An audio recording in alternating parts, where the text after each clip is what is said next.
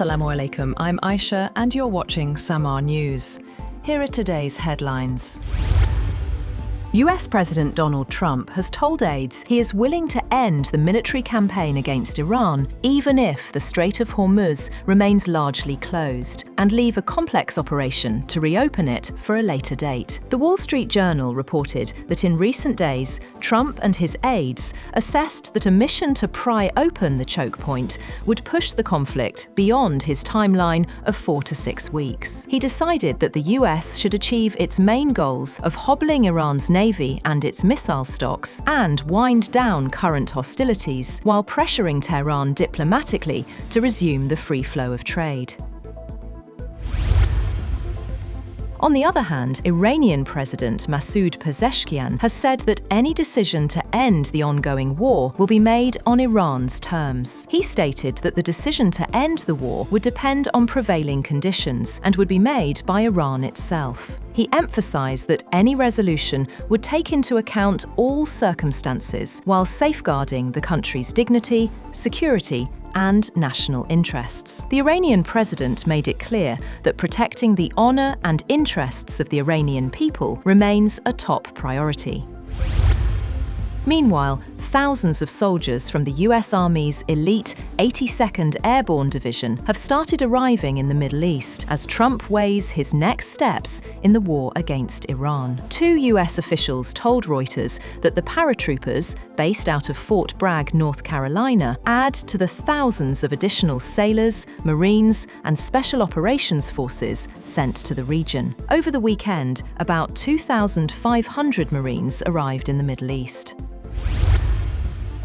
British Prime Minister Keir Starmer has firmly ruled out sending UK troops into Iran, declaring that Britain will not be drawn into the escalating conflict. His stance comes amid growing pressure from the United States and rising global tensions. Starmer made it clear that the United Kingdom will not deploy troops on the ground in Iran. He said, "This is not our war, and we're not going to get drawn into." He emphasised that the UK would continue to act defensively to protect British lives, interests, and allies in the region, but would avoid direct participation in the conflict. Iran's Foreign Ministry spokesperson Esmail Baghai has denied any direct negotiations with the United States, calling Washington's demands excessive and unrealistic. The remarks contradict statements by President Trump, who has said talks are taking place both directly and indirectly. People in Iran accused of spying or cooperating with hostile states are likely to face the death penalty and confiscation of all assets under a recently enhanced law, a month into the war with the United States and Israel. An Iranian judiciary spokesperson said that even sharing photos or videos that could aid enemy targeting may be treated as intelligence cooperation. Iranian media have reported more than 1,000 arrests over the course of the month related to individuals accused of filming sensitive locations, sharing anti-government content online, or cooperating with the enemy.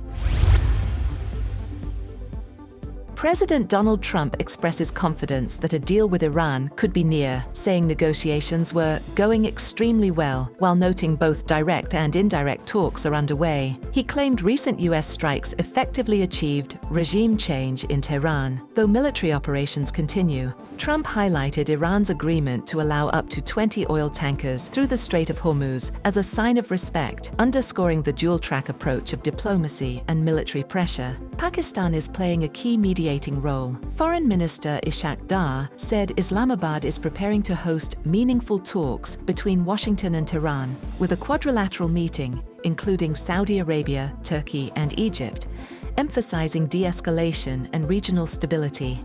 Iran, however, warned the US against humiliation and threatened strong retaliation if ground troops were deployed, signaling continued tension despite diplomatic efforts.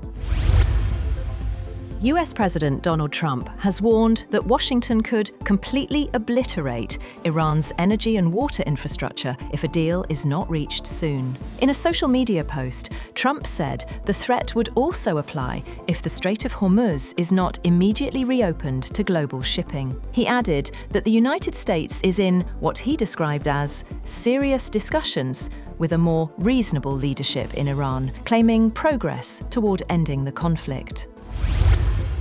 That's all for now. For more updates, visit www.samaa.tv. Thank you for watching Samaa News.